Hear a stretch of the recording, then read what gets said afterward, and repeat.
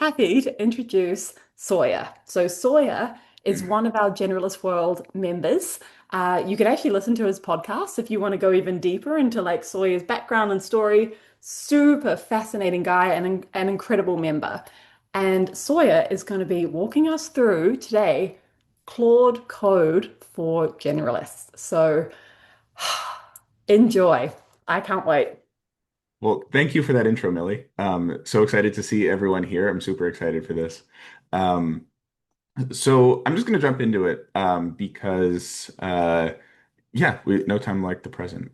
So this is Cloud Code for Generalists, and I'm really excited to share this with you all because I feel like since I started using Cloud Code about a year ago, like today, honestly, like roughly a year ago, I've come to feel that Cloud Code is the ultimate generalist tool.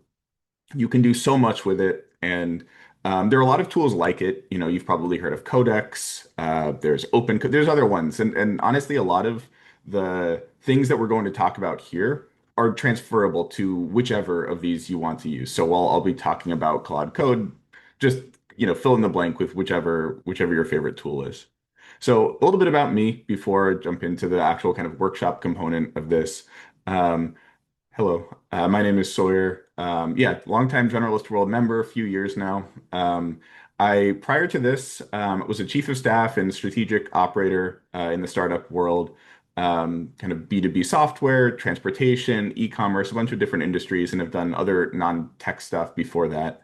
Um, and now I run this company called Revy Systems, where I essentially just build AI operations programs for businesses. So think of it as kind of like an AI native version of like business operations. And I come at this as an operator, as well as somebody who's self-taught and always just very curious about technical things like programming and AI agents. I'm not a software developer, and so I don't actually come from that background. I'm self-taught. I've tinkered. I've learned various things here and there. But one of the things that Claude Code and AI agents in general have allowed me to do is just really kind of leverage my curiosity and what I have learned even further. And so that's what I want to share with you today. Um, so before we jump into anything else, I've got a poll here, which you can see right here. And just want to ask, how familiar are you all with Claude Code? Um, and fill in the blanks if you use a different tool. But I want to get a sense for kind of like where folks are here. So you can head to this URL or go to this QR, and we'd love just to get a sense, or just put in the chat if you want as well. That's easy. But yeah, where are folks coming from? And of course, I built this little app with Claude Code.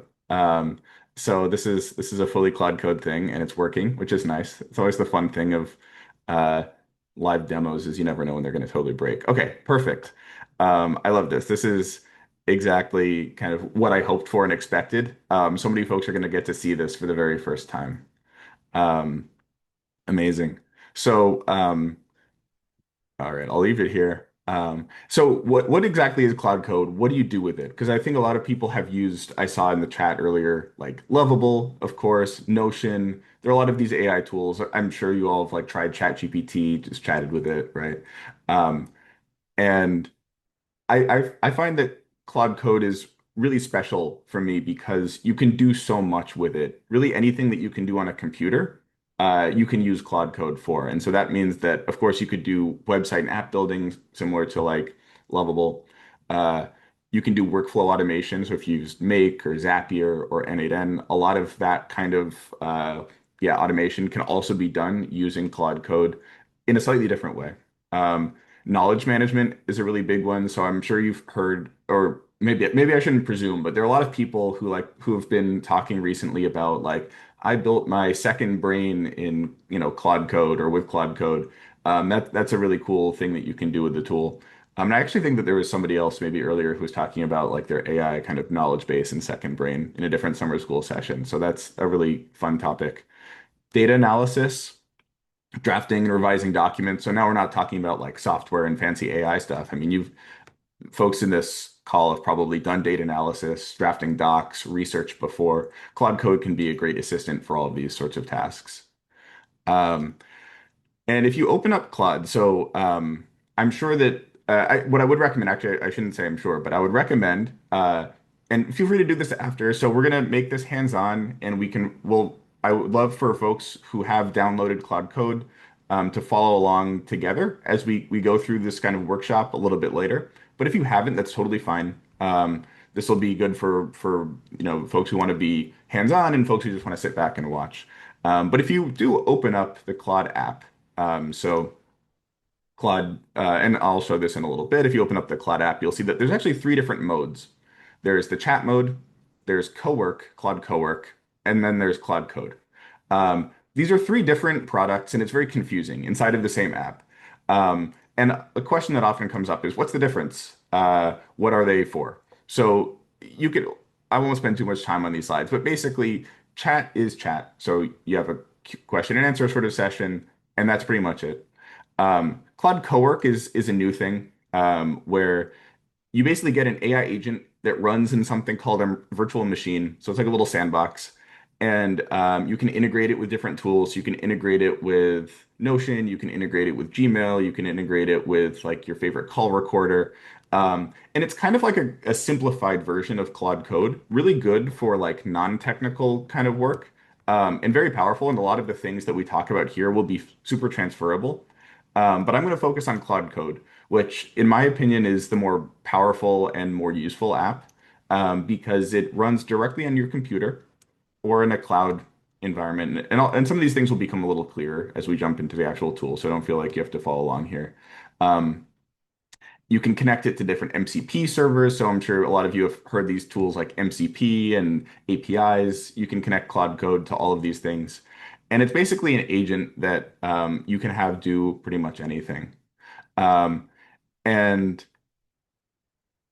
then there are also different ways that you can use Claude Code. And so this is where Anthropic makes it super confusing, but also powerful.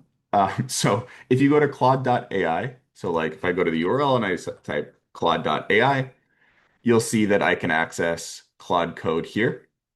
Um, they also have the desktop app, and then you can also access Claude Code in your computer terminal.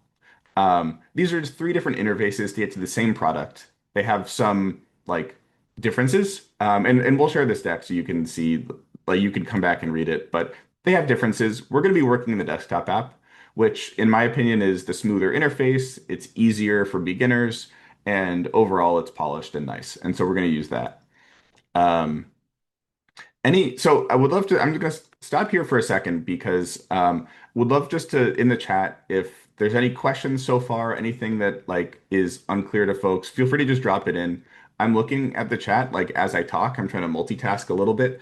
I'll try to answer questions as they come up. Otherwise, Ajay and Millie will help out. And we'll have a lot more time for Q&A in a bit. And this question I see from Sam, security risks, identity theft, etc. We'll get to that because that is definitely a big topic. So yeah, we'll absolutely touch on that. Um, and Jonathan, so you're jumping ahead. So Jonathan's asking about being prompted to install Git. Git is basically it's a version manager or not.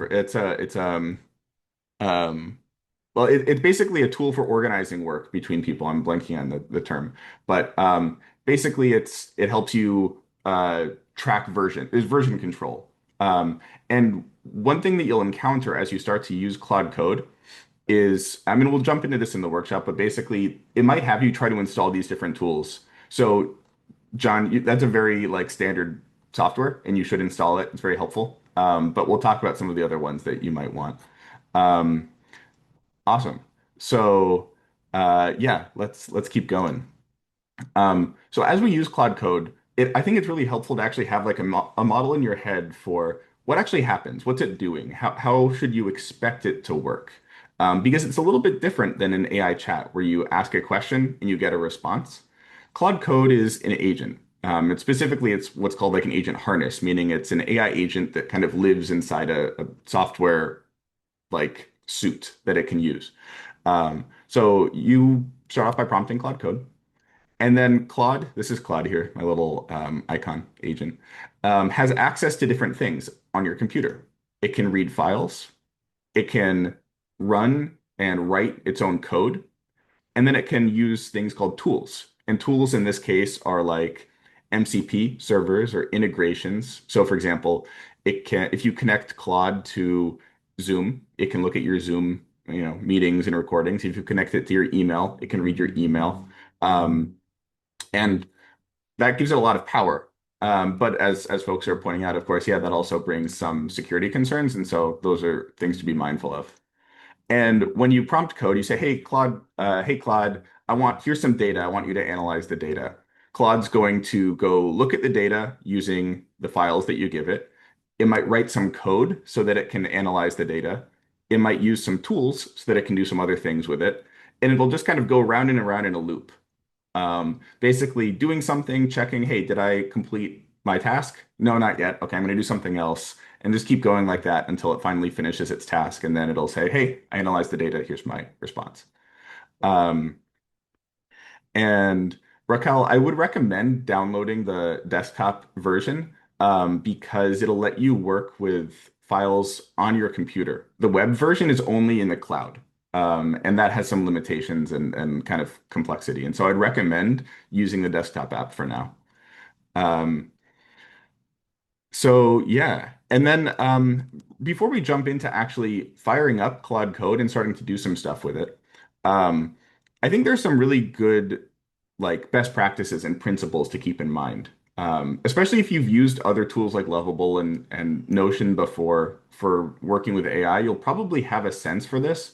But it's especially true when you're working with Claude, just because um, in this like sort of complex loop, the agent can go off and work for a long period of time. You can wind up in a place where you've asked it to do something like, hey, help me build a website, or hey, help me plan a project. And before you know it, it's like you have no idea what it's doing anymore. Um, and so I really recommend asking Claude to plan out work before starting anything. Um, and I'll show you how that will work in practice. But planning before you act is a really important piece of working with any AI agent like this, and especially as you get into more complex projects. And of course, starting simple. So we're going to start simple as we go through this, build something up step by step by step. Um, and a good practice that for folks who've used Claude Code before and maybe don't come from like a programming background, this can be a little bit of a reframe that you have to bring in. Where I think if you work with something like Lovable, for example, you're used to saying, "Hey, I just want you to make this app." But Claude, because you're often working with data and you want to make sure sometimes that the app is working properly, all the features are doing what you want. Um, you can actually ask Claude to validate at every single step of the way, write tests, check its work. So, for example, a lot of people run into issues where, hey, Claude is citing information in a report. Oh, but it's hallucinating links and they don't go anywhere. Well, you can simply ask Claude to verify every citation as you go through. So don't, I think you're limited only kind of by your creativity, and the more you work with these tools, the more comfortable you get kind of keeping constraints on them.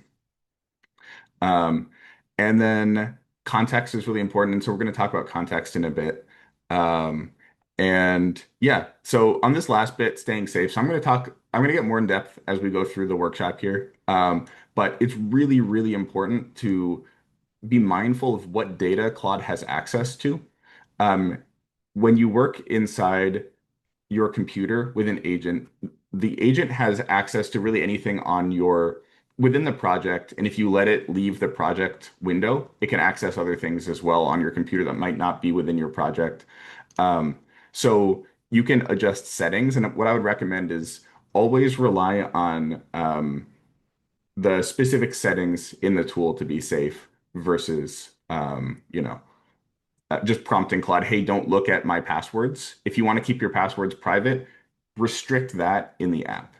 Um, all right. And so I'm going to check a few more questions and then we're just going to jump into the workshop here because I think some of this stuff will become a lot clearer as we start to work with the tool.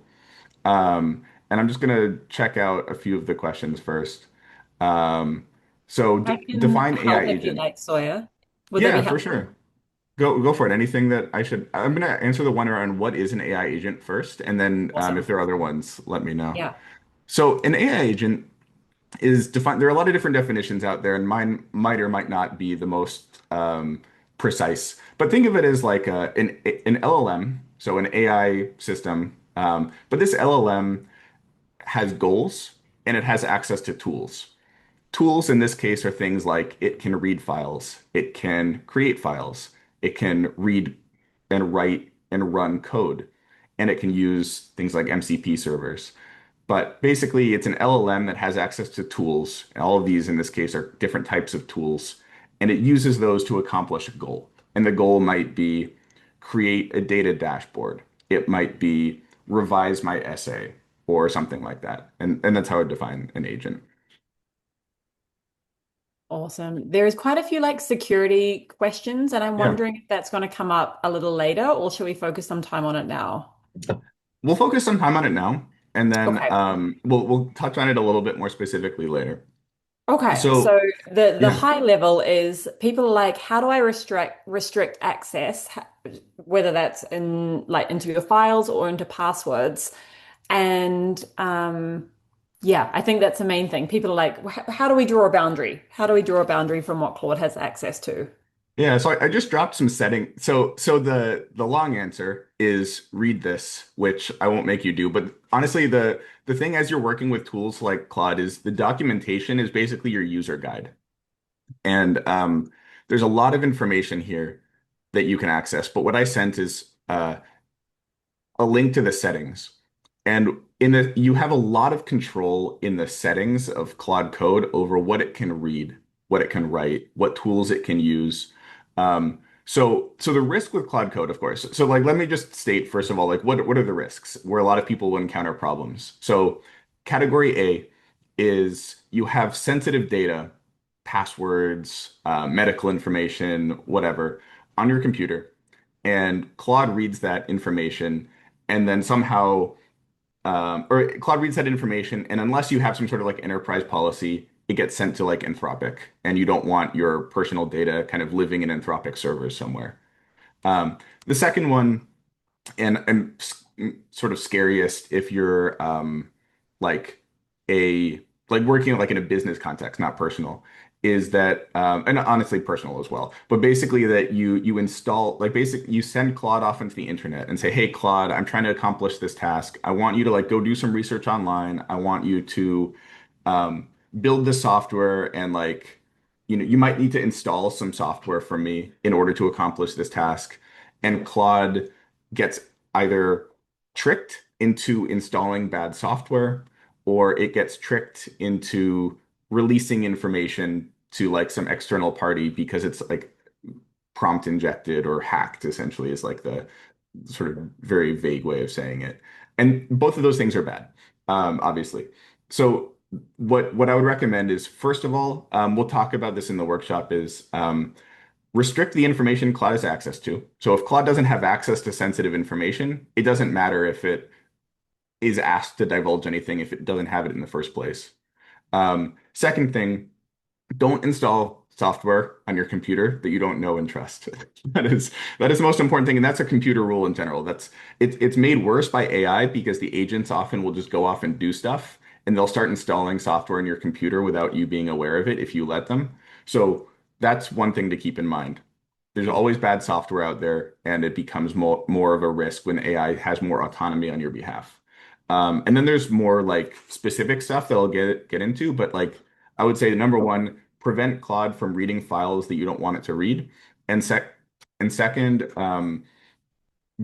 don't let it install software, or you can be even more restrictive. Don't let it go do web searches and read web pages without you giving an explicit okay. Different people have different tolerances for this, and I'll talk through in the workshop how to actually control that inside of Claude so that you can basically align it with your tolerance for risk and so on. Anything else? I think that's good for now. Cool. All right. So we're gonna jump into this. I have some so I'm going to pull together a few things for like a work. So I'm going to very quickly share my whole screen. And you'll see that I'm going to bring in the Claude app. So this is Claude, desktop app, Claude Code. And then we're working off of these files here. So if you go to this URL, you'll be able to download these files. And if you're not like, please don't worry, we're gonna go slow through this. You'll be able to come back and follow through later. This is more like if folks got this stuff ahead of time and want to prepare and want to follow along. I think that's great. And I'll talk through what we're doing as we go. So don't feel like I don't want people to feel like FOMO if you're not able to follow along. And you might get tripped up.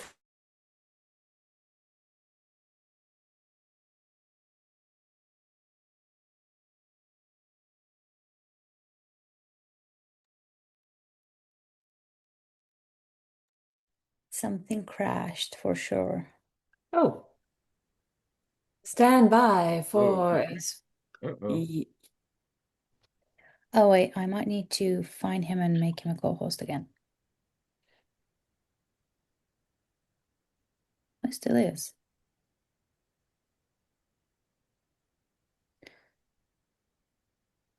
Okay. So if you just want to hop out and come back in, the old on again, off again. I think that's what he did just now. Stand by, folks. Yes. Faison, someone was hating. Yeah. Or Claude is watching us and being like, no, let's not get conspiratorial. I'm sure it's fine. Yes, he is here. Let me make him a co-host again. Okay.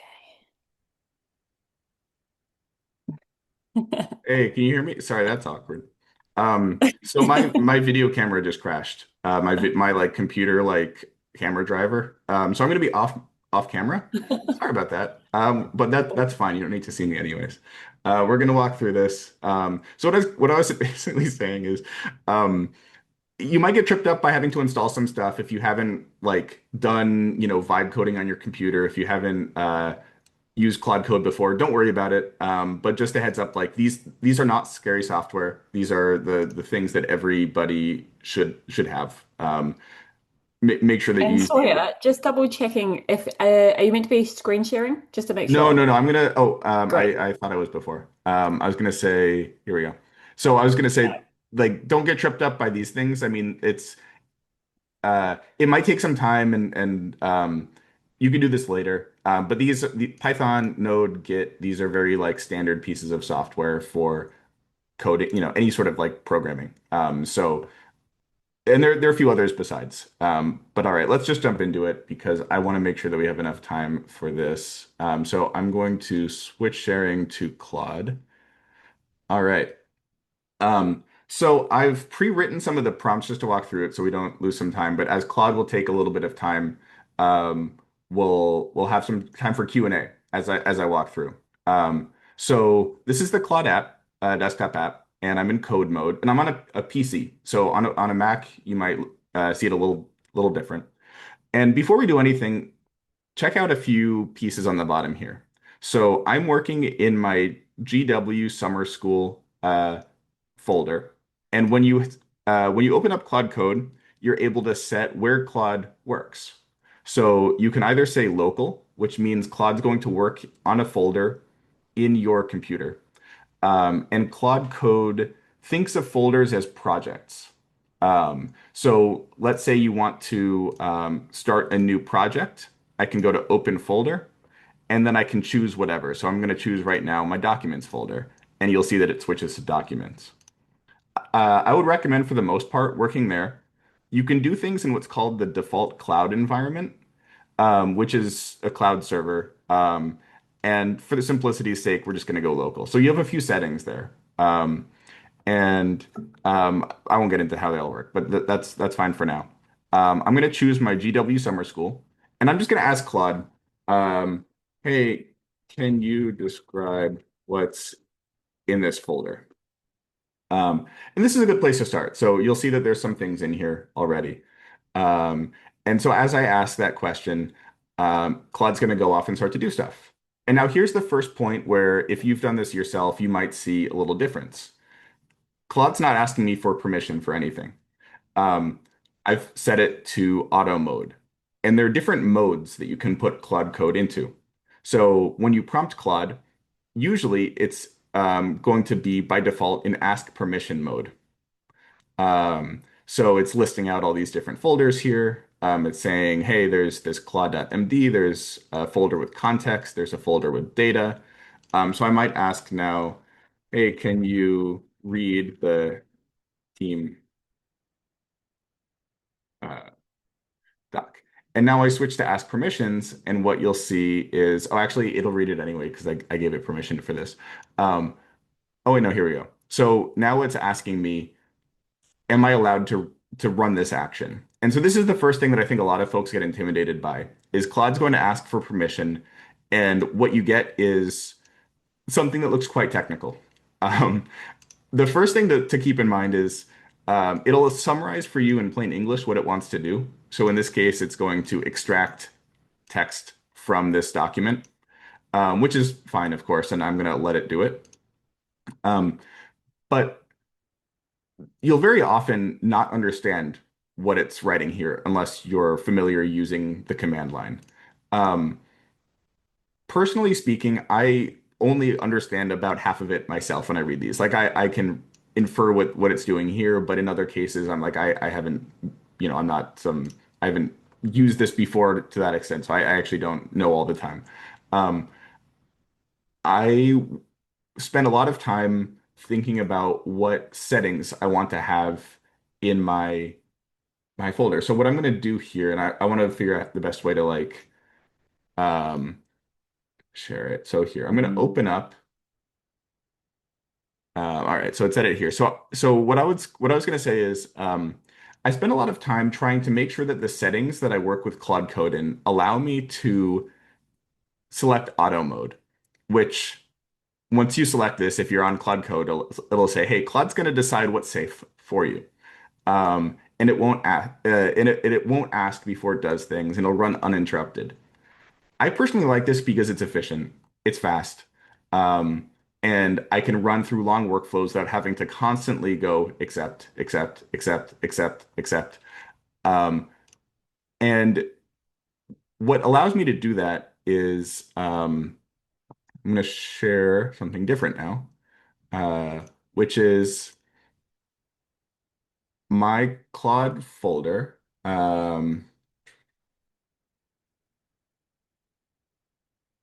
All right.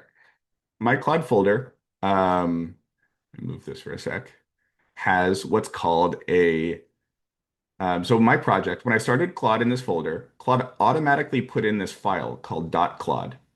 If you're on a Mac, you'll have to hit, I think it's the command and then period, and it'll reveal these like what are called dot files, which are hidden normally on a Mac. On my PC, it'll show them. .claude, I put something in called settings.json. And this is in that documentation link I sent you earlier. Um, it will highlight this as like a thing that you can do. And in settings.json, you get to describe what kind of settings you want Claude to have. So in this case, I've given it things that it can do. I've allowed things that it has to ask me before doing. I don't know if you can see this there. Things that it's allowed to do by default, things that it has to ask me before doing, and things that are explicitly denied. And so because of this, and this is just an example, I feel comfortable letting it kind of run by default, essentially. Um, and so I don't want to spend too much time on this, but this is just an example of why when I work with Claude Code, I really try to keep it on auto mode, and then I feel comfortable that what it's doing is what I've allowed it to do, essentially. So I'm going to switch back to sharing here the doc, and our project right now has a bunch of files in it. So we've got you'll see here, this folder has some stuff that I've preloaded. This is basically a collection of context. So think of this as like information about the team. It has some meeting notes. This is basically simulating work that you might, like a workspace you might actually have as you're working with Cloud, right? You might have a folder that's got a data dictionary or a style guide. Everybody has their favorite way of storing information about a project.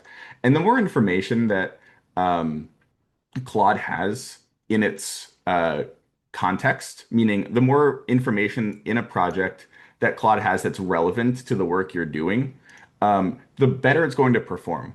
And so I'm starting here.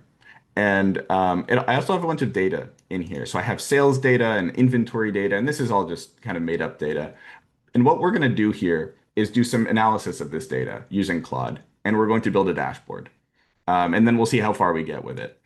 But I started off by saying, hey, Claude, I want you to just understand everything in this folder. And this is a way that um, I would recommend folks start working with Claude whenever you want to do something, is provide it with as much context as possible. Ask it to read that context and make sure that it's got all the information it needs to perform well. Um, then once we're here, I'm going to say, uh, all right. So I'm going to copy in a prompt and then we'll talk through it. All right. My team wastes time digging through these spreadsheets every week, which I'm sure is true for a lot of folks who ever work with spreadsheets. They're really annoying. Um, and I want to build a dashboard. And this dashboard is something that our team can look at every morning. And there's two tabs, and basically I'm just describing here what the dashboard is. Basically, it's important to give the context. So as you're working with Claude, like I mentioned, it's an agent that uses tools to accomplish a goal, right? So as you prompt Claude Code, think about what success looks like for whichever task you're working on. And make sure that when you ask it to build something for you, or you ask it to analyze something for you, or write something for you, the you have a very clear definition that you share with Claude of what does good look like? What does success look like? Um, and so I've said that here. It has to run on my laptop. And later this morning, I want to put it on the web so that the team can open it in their browser. And I'm actually, for simplicity's sake, I'm going to delete this because it's going to make it build a web app, and we don't have time for that. So I'm just going to say it has to run on my laptop, and we don't want to deploy it or do anything fancy like that. And then the final thing, and this is again comes back to that first point that I made a little while back, ask it to plan. And Claude has a plan mode where if you put it into plan mode, it'll basically force Claude to write a plan for you. But Claude is smart enough where if you just say plan something out, it'll go ahead and plan it out.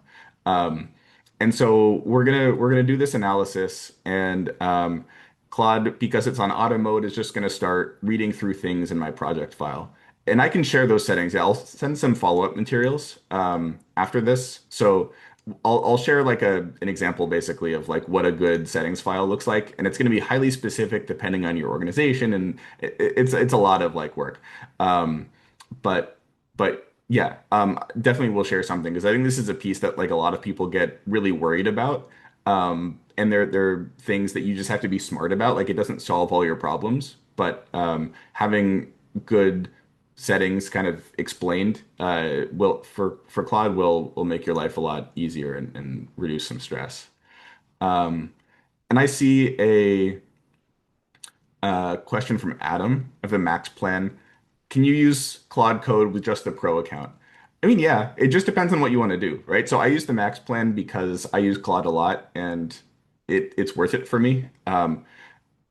I use right now I'm doing this all with Opus. I'm intentionally not using Fable because Fable is going to be expensive, and I want to show you guys what it's like, using what is a quote unquote normal model.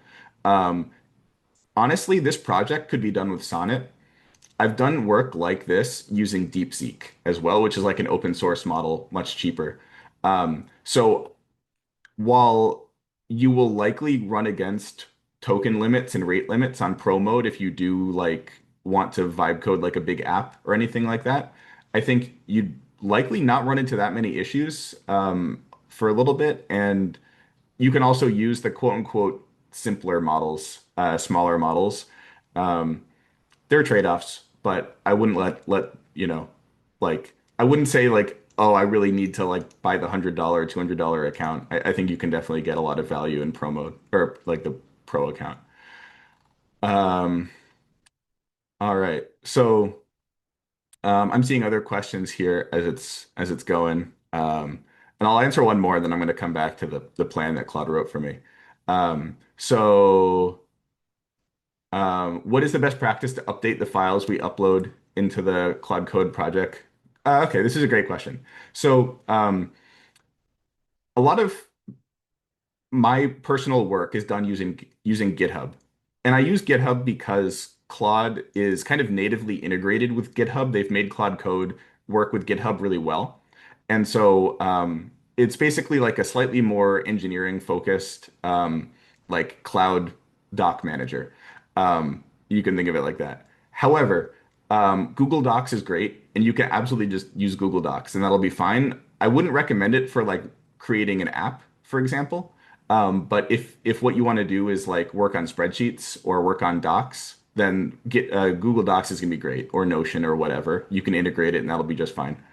Alternatively, if you only use one computer ever and you just want the stuff to be accessible to yourself, you could just do it on your computer. You don't have to use anything in the cloud.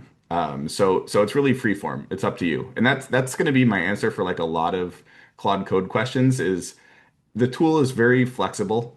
A lot of it is left up to you to decide, which can come with pros and cons. Um, all right, so Claude wrote a plan here. And I won't spend too much time on this because it's all fake data anyways. But I would recommend reading the plan. So it wants to build, a front end here. It's going to do a drill down. And what I'm going to say is sounds good. However, um, my prompt here is going to touch on another principle, which is start simple and make Claude verify its work. So let's look at this prompt. I said, all right, plan looks good. Start with just the foundation. I wanted to set up the project and get the spreadsheet data into a database. In this case, it's just going to be like a SQLite or something, which is like a very lightweight database. And I'll just say instead of a proper database, I'll say a very simple database. Um, don't build any screens yet. And then when you're done, show me proof that the data loaded correctly. And Claude can do this. How many rows land in each table, etc. So I'm going to send this. And any other questions, Ajay, that I should answer?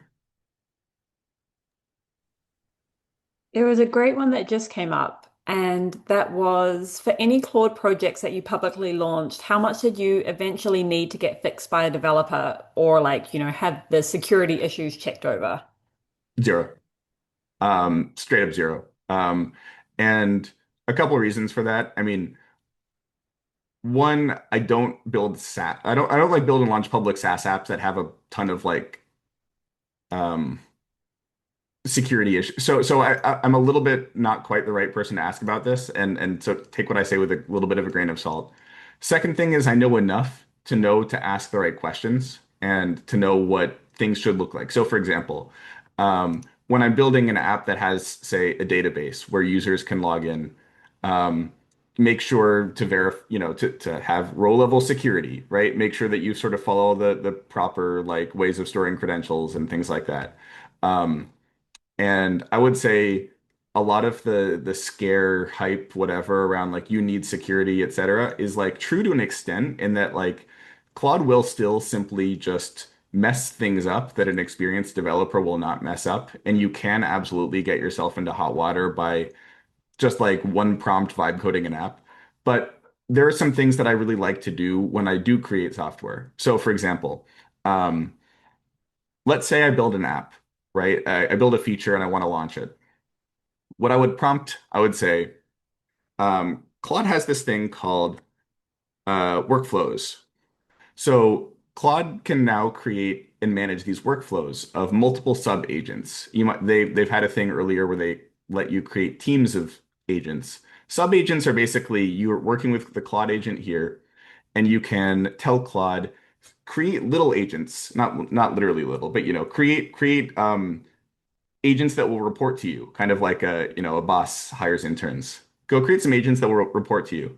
And I'll ask it to audit the app for code clarity, simplicity, security issues, privacy issues. Basically, you can have Claude audit itself using agents that have fresh context, meaning they're not biased by being the one that built the app. They're kind of coming in fresh. Ask them to be extremely adversarial and audit the app. And then, you can verify then they can surface issues and you can verify them that way. So there are things that you can do, but it really comes down to like understanding what are the questions I need to ask. Um, you do need to at some point be able to verify what does like good look like, and then prompting Claude in such a way that you're not just saying build me an app. Hey, it's built, I'm going to launch it, but you think through then these other steps, and you can get other agents to review the app as well with fresh context, fresh eyes, surface issues, and then fix those issues before you deploy anything. And then also just relying on trusted sources, so doing a little bit of research on like where should I host a website and things like that. Without just finding some sketchy stuff. There's reliable tools for a lot of these workflows. Any other questions? I think let's keep going for now, and I'll keep an eye on the chat. Love it. Okay. So Claude is working. Um, so you could see that it's just been doing stuff, and it's working in the folder here. Um, there's a git ignore file, which I'm not going to cover. This is sort of like a best practice for working with GitHub. It keeps your credentials safe and it keeps stuff out of GitHub that you don't want to upload to the cloud, just like a lot of mess that's not helpful there. Um, and um, so now it's checking the data. And so you could expand these and you can see what Claude's doing. It's literally writing code that it's going to use in order to check formatting. It's verifying data. And I love this. And this is just coming back to like a personal thing, not like a technical thing. One of my issues whenever I was working, like from college, I always struggled with like being super detail oriented. That's just not me. Like I'm not the kind of person to like check every data point like 7 times, check all my Excel formulas, whatever. Being able to use Claude to say, hey, I want to do this analysis. And Claude, go ahead and like, please just check everything for me. Like, see anything that I might have missed. Verify that the date, like all the column totals add up and whatever. Um, it's just been like a lifesaver for me. Basically, sort of taking over this like need to verify every tiny little detail in my work because I can dispatch agents that will be much better at fixing typos that I would obviously miss, be better at fixing calculation errors that I might have missed. So as much as like you hear about, oh, like some massive security vulnerabilities and like databases that people will just launch on the internet, which is, don't do that. Um, Honestly, I've experienced much more the opposite, where an AI agent checks my work for me, and I'm the one making mistakes, and it fixes my mistakes. So you can see here now that Claude has done a bunch of work.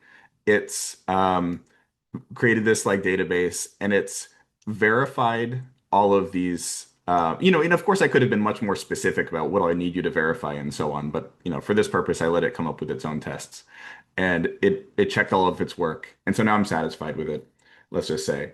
And because we have 10 minutes left, I'm going to kind of break my own rule and I'm going to say, all right, go ahead and build a dashboard, then run it and see it. Um,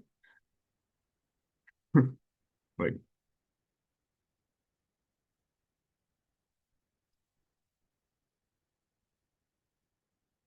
all right. So just gonna sort of skip to the end here. Any other questions while this is working? Yeah, there's a couple. So one is if you run out of tokens mid-development, what do you recommend to continue where you left off somewhere else? This is like Anthropic's thing of just trying to get you to upgrade. Um, like honestly, there's like not a great answer. So I have two answers for this. The first one is that I'm a little bit paranoid about checking my usage. So if you go to settings, you can go to usage and then it'll show you your like limits. And I haven't like used anything because I think it just refreshed for me. But this is one where you can like monitor it ahead of time. Um, if I do get close, like I haven't done that much like programming in the last like few weeks, but if you do get close, you could switch to a cheaper model. I also, honestly, I personally I use Claude Code for about half of my work, and then I use a different app for half of my work. And that other app, it's called Factory. There's other ones like Open Code is like an open source version of Claude Code. Factory is just like another third party one.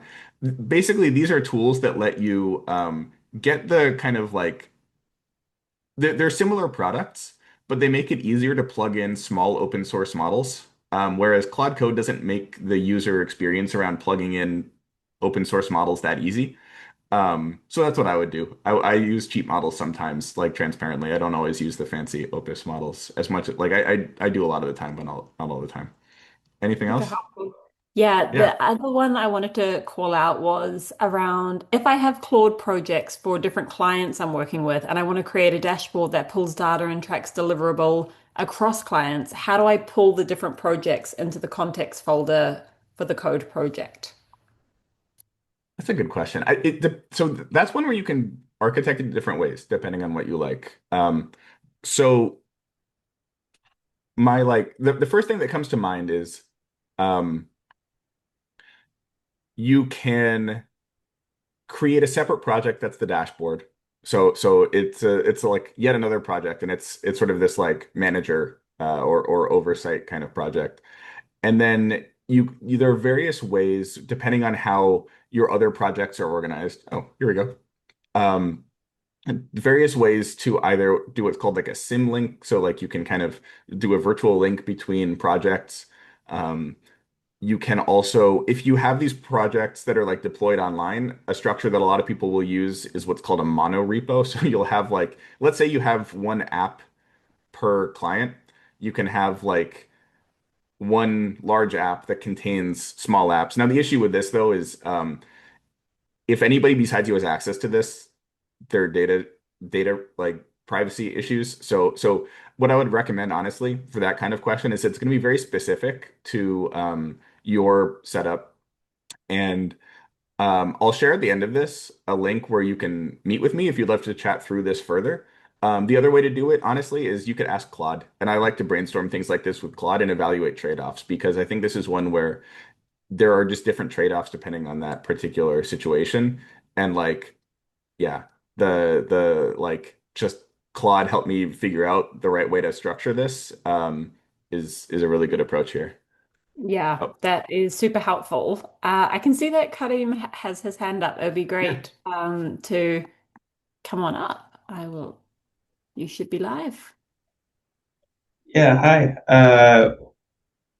I just wanted to follow up on the answer you gave on the whole token thing. So you Yeah. said you divided up your work, you do half of your work on Claude, half on something else. But like, what's the type of work that you're splitting between the two? Is it both coding? And if so, like, how do you integrate it? Or is it Oh two yeah. separate pieces of work where they don't really interact, and that's why you can divide the work? Yeah, that's a great question. So the um so this actually leads into another point. So thank you for asking this. I try to, and I'm not like I don't have a perfect system for this, but I try to use this quote unquote smarter models for more complex work. So there's some work that I do that is pretty straightforward, administrative, like on the like non-technical sort of ops side of the work. A lot of it does not require the smartest Opus models. Like if I'm managing projects and writing an email, like I don't need a PhD level model to like write an email for me. However, there are things where I want to really evaluate a strategy, or I want to write some code that's not a simple data dashboard, but it might be something that has more sophisticated logic, and we'll try to allocate the more expensive models to that. And I just think about ahead of time, do I want to like use my, more expensive model on this versus not. And some of it's trial and error as well. Like you try to use the cheaper model on a task and you realize, oh, it's not doing a good job. And so maybe I need to switch. So that's one. And then the other point is like, hey, do you use like, how do you think about tools and models for like shared, like basically one project versus another project versus another project. So this is where I really try to keep a solid. I'm going to stop sharing this for a sec. That was the dashboard that it finished.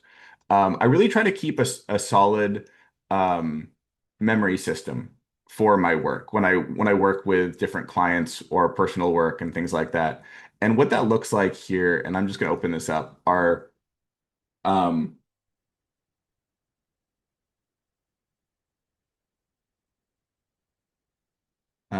okay.